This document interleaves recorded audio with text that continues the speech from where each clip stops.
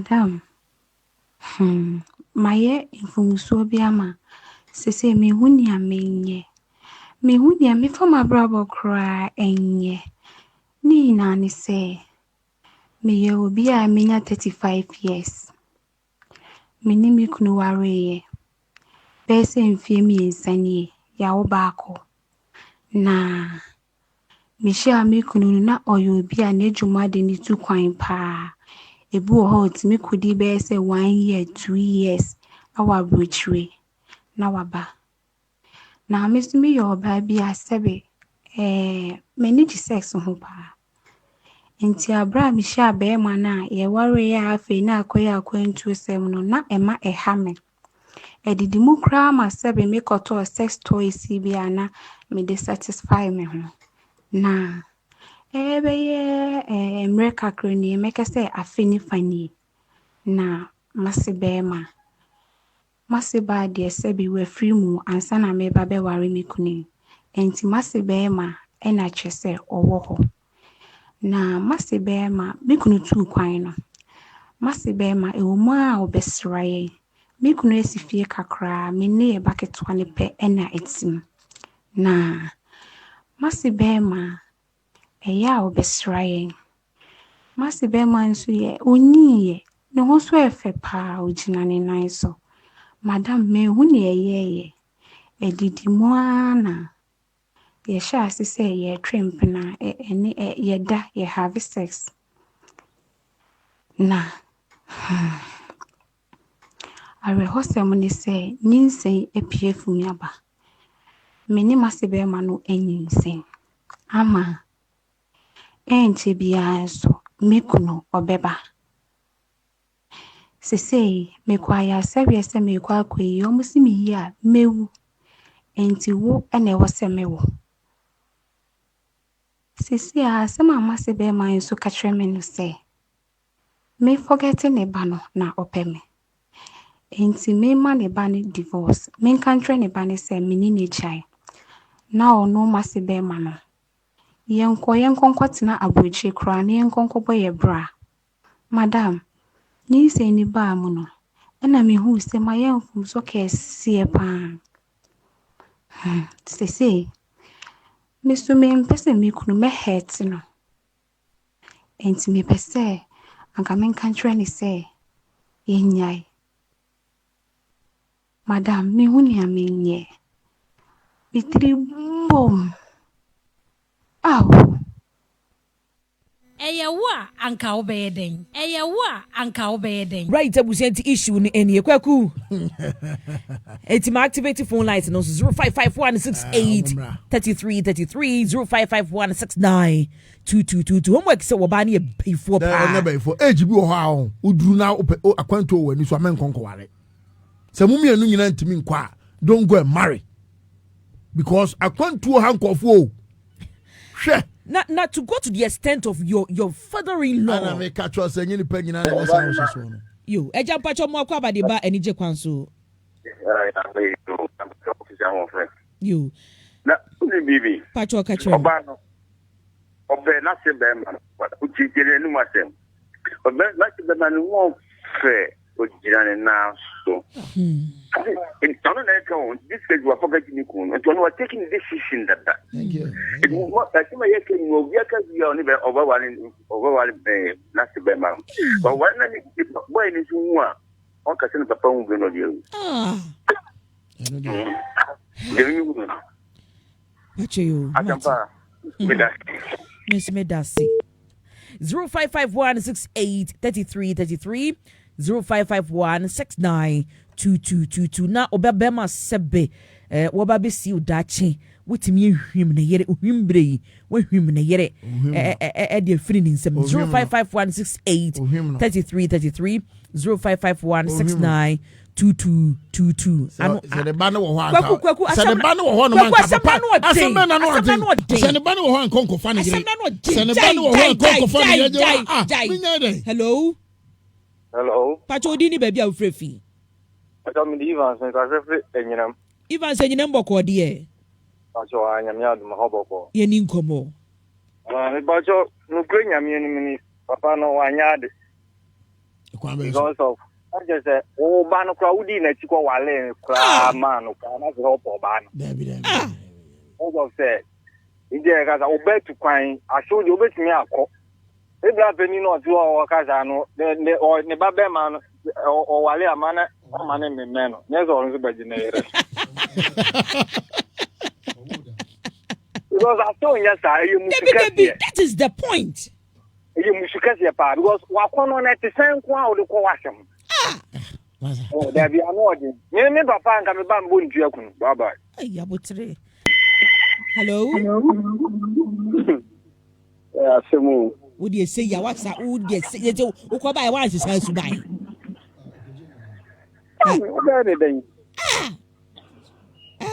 Brother say bisa say ko Germany ana. Oku get teacher kra. So you so teacher. Yo, this mo boko there. Now say. This is say. After now be some seminar make. Brother say we go school and now go university and now go abrichiri. Man, so you ko. Yo. Mati. Because spend some months in na so you be call ni catch. Yo, yeni nkomo. Say yeah call UPS. Yo. Mati. So say ni class 2 no. UPS. Minimum dia mente Ghana ha. Thank you. Yo. This really come. Mama chairman so. Me tell the voice no me homo nyina aba. Ami shira no. Mama, ya asemu. Asemu ya dia beto dia na asemu kana pa. Adai. Na oba no so fese ne wo kanfo na se ma kasi de ogina ne nan so ne ho fe. Oba yi jama fo na ma so kan. Akonto wani so a enwale. Because Mama, the name mana banana misu ni mu ba ku sei. Oban se be for papa. Wo de se wase ba ho kra. Nse wo ku e papa. Nti akono ben e na papa. Also per sex. E na ye kan no. E na man so na kan no. Wo wale ya na akonto wani so en hawo. Bemano, oya onto na dwun. Okay. Asemo ba no ka o kan ho pa se o pese fa le to bia otimi to toys ayidi. Debi say dem an ene te Ghana hakura mpa. Wo oninte oda ana so edo kwa na bemano ka so kwadwuma oda mba ka obefa na chi. Okay. So ne te hapa na wa tu kwan. Oba na life nye. Okay. Na papa so e be fo. Okay. Nte da kono kwa na obekọ wase ho. Uni se wo ba pa wa ukotia no ba ayi wo ti kwan a Bacho ayana adiensa ye mumfra ne manentema ma me kakra mesremu teaspoon. Hello counselor Body oho ye de me do nyame adom ho ye ma feel papa okode sana me so ma feel okay mumfra no Counselor any komo. Okode nyame hira o ne da de sua yesua. Okode me de oba no penin sema o kan no. Me picture say oba o se ma se hu ofe onyi. Bibisa say so me picture say so de na ko si ase ho no ma on. De wi obe koto. No be bien fin na say ate na me picture because Counselor, asamna me no. Asamna me counselor. Counselor, hello. Hey, hello. We didn't baby of Fevi. Okay, man be it you.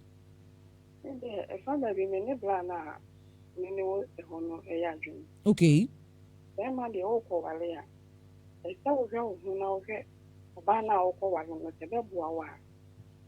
Oba o perfect. Also 2 points me go di 1 year and ono oba is so wale no. Okay. Ada ko don be o ti ono oba ti wan so say we use kama no abli and physical and show oba no. Yes e be any day. It go 2 points ko di 1 month oba no obi ni na yere da e woni dem. Okay. That's ono ta be man say we hia oba ɔyɛ n'adwuma wɔ ne sika papa bi paa ansa na watumi aware no ɛtumi de ɔfutuo ma mmarima no wokɔware a ɛhwɛ ɔbaa no ne to ne ne shape ne n'ahoɔfɛ ɛmfa nkɔware no ɛsɛ wohwɛ wo ho na wohwɛ sɛ ɔbaa yɛ a meɛkɔware no mene ne te na metu kwan gya no anaasɛ ahokyerɛ ba anaa biribi sɛ ɛsi a ɔbɛtumi agyina no anaa ana waware no mate mambi miss me dasi bebre ya ta frame why okay 0551683333 0551692222 eyewa anka obeyede kwaku okay all right hello yeah eja ya medie okay akwaba banu anyi ni kra eni osi kasa kra ni krese abempone bika bantri na ma na se no so ye available we die entumanya available timanya available ampa kwa bi na mompa bikuniche and say nyinzi abembe ma inso encho be bad down yenya handle the same eja bewie it is still la no best of bi na mpani fubi no pancho na se akola le kra na bia ɔne papa nyina bɛhwɛ no abo easy sa se eja ebe ye easy sa mesra wa ɛno me sanka me you know ebeba credit no ebeba yɛkudase nyamishira Edney hello zero okay hello Debbie me apa no kasa sisi ana 7 minute nya adwen moja fa kese onko peso fu bi onko de bia ko peso fu pacho de bia e peso fu pacho mo ja fa ke sese no ni me ka kola no na ifi e dinga no mo de be fa kola no obe frere sei de ma me di ho yawo oni kansa na wa ha ofre wo so afe no me ya mini ha de went me anka so afe me di ho yawo teaspoon I miss you and I love you okay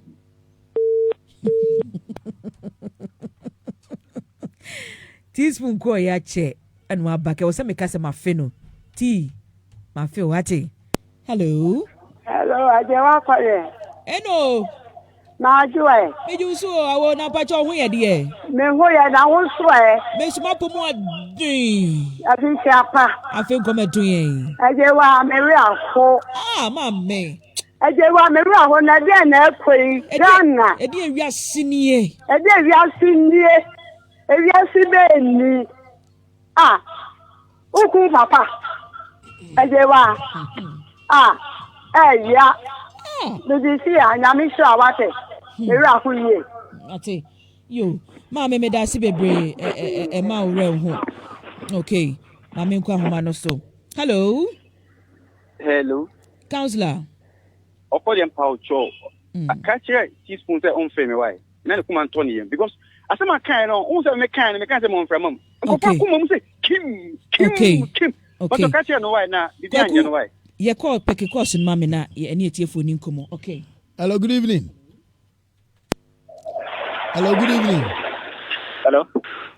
open case odin be akasa free dara cash ntie we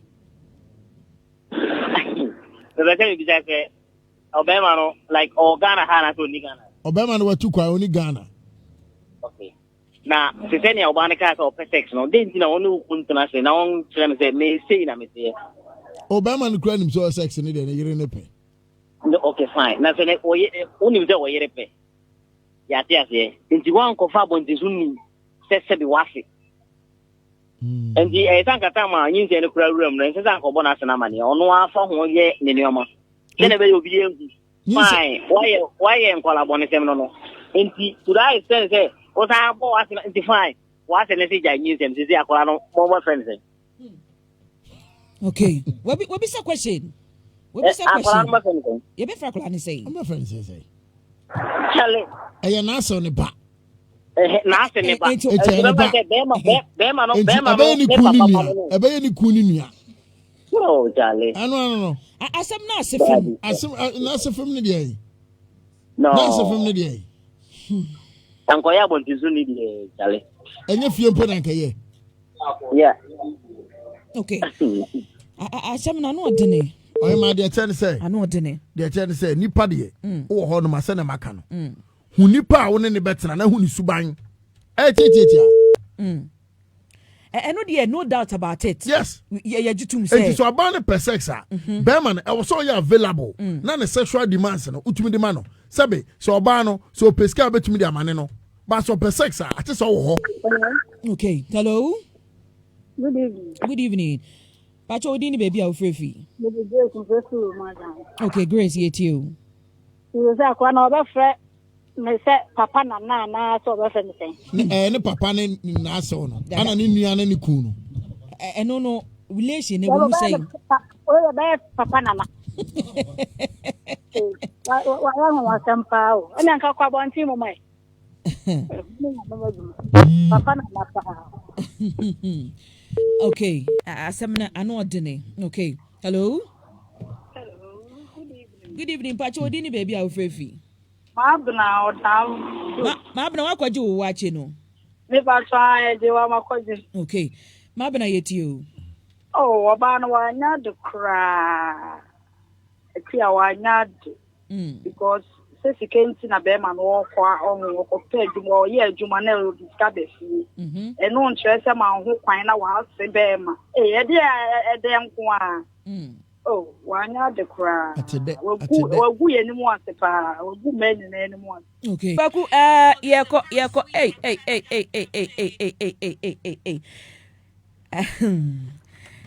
Adwuma bi basa na. Ah we. If you soro enja no ade. I was say utimi monitor to na bibia timi eye kama. Enti no yegusu issue no unse aye asefem. Aye asefem. Aye asefem.